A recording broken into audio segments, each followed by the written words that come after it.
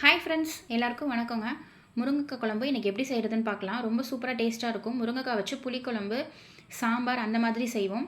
இந்த குழம்பு ரொம்ப வித்தியாசமாகவும் சூப்பராகவும் இருக்கும். வாங்க எப்படி செய்கிறதுன்னு பார்க்கலாம்.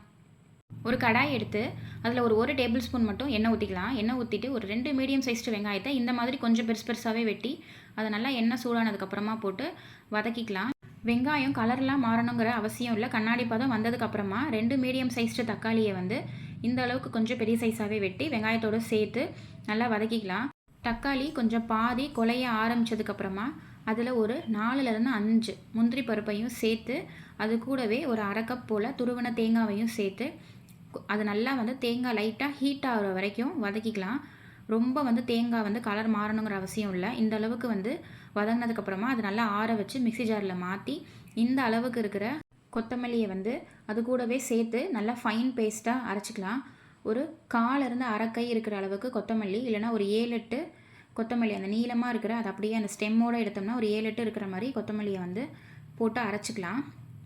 ஒரு 4 முருங்கைக்காயை இந்த சைஸில் வெட்டிக்கலாம்.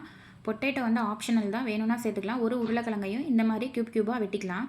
இப்போ அதெல்லாம் வெட்டி ரெடியாக வச்சதுக்கப்புறமா ஒரு கடாய் எடுத்து அதில் ஒரு 3 டேபிள் ஸ்பூன் எண்ணெய் ஊற்றி அதில் கடுகு, சோம்பு இது ரெண்டுமே ஒரு அரை டீஸ்பூன் மட்டும் சேர்த்து கூடவே ஒரு கொத்து கருவேப்பிலையும் சேர்த்து எல்லாமே நல்லா பொரிஞ்சதுக்கப்புறமா ஒரு மீடியம் சைஸ்டு வெங்காயத்தை குட்டி குட்டியாக கட் பண்ணி அது கூடவே சேர்த்து ரொம்ப வெங்காயம் கலர் மாறணுங்கிற அவசியம் இல்லை. ஒரு கண்ணாடி பாதம் வந்ததுக்கப்புறமா அது கூடவே 2 பச்சை மிளகாய், ஒரு டேபிள் ஸ்பூன் இஞ்சி பூண்டு பேஸ்ட்டு இது எல்லாமே நல்லா ஒரு நிமிஷம் மட்டும் நல்லா வதக்கிக்கலாம்.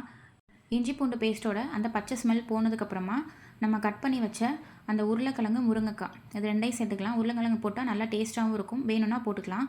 இந்த 2 காயையுமே சேர்த்து நல்லா அந்த ஃப்ளேவரோடு அந்த இஞ்சி பூண்டு ஃப்ளேவரோடு நல்லா வதங்குற மாதிரி நல்லா வதக்கி விட்டுக்கலாம்.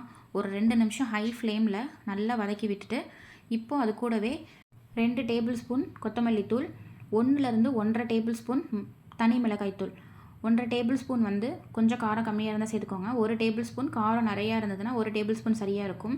கூடவே மஞ்சத்தூள் ஒரு 1/2 டீஸ்பூன் சேர்த்து இது எல்லாமே நல்லா வதங்கணும். அதாவது அந்த மசாலாவோட பச்சை ஸ்மெல் போகிற வரைக்கும் நல்லாவே வதக்கி விட்டுட்டு கூடவே இப்போ நம்ம அரைச்ச அந்த பேஸ்ட்டையும் போட்டு பேஸ்ட்டு இந்த காயோடு சேர்த்து நல்லா வதங்கணும். அந்த அளவுக்கு நல்லா ஒரு ஹை ஃப்ளேமில் ஒரு 2 நிமிஷம் வதக்கினோம்னா அதோட ரா ஸ்மெல்லாம் கொஞ்சம் போயிடும். அதுக்கப்புறமா இந்த பேனோட மூடியை போட்டு மூடி வச்சு ஒரு மீடியம் ஃப்ளேமில் இல்லைனா ஒரு லோ ஃப்ளேமில் ஒரு 5 நிமிஷம் அதை அப்படியே விட்டிங்கன்னா காயும் மசாலா பேஸ்ட்டும் நல்லா ஒன்றோட ஒன்றா ஆகிருக்கும். அது மட்டும் இல்லாமல் காய் கொஞ்சோண்டு வெந்திருக்கும். இப்போ ஓப்பன் பண்ணினதுக்கப்புறமா ஒரு 2லேருந்து நமக்கு தேவையான அளவுக்கு தண்ணி ஊற்றிக்கலாம்.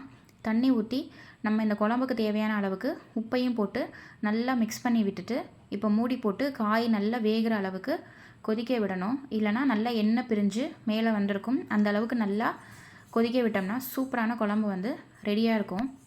நான் ஒரு லோ ஃப்ளேமில் ஒரு 10 நிமிஷத்துக்கு அப்புறமா இதை நான் ஓப்பன் பண்ணுறேன். நல்லா எண்ணெயெல்லாம் பிரிஞ்சு மேலே காயெல்லாம் முருங்கைக்காய், உருளைக்கிழங்கு ரெண்டுமே நல்லாவே வெந்துருச்சு.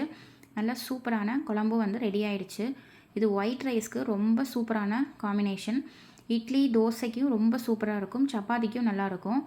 இதே அளவுகளோடு செஞ்சு பாருங்கள். வீடியோ பிடிச்சிருந்தால் லைக் பண்ணுங்கள். மறக்காமல் சேனலையும் சப்ஸ்கிரைப் பண்ணி வச்சுக்கோங்க. இன்னொரு சூப்பர் ரெசிபியில் பார்க்கலாம். தேங்க்யூ ஃபார் வாட்சிங்.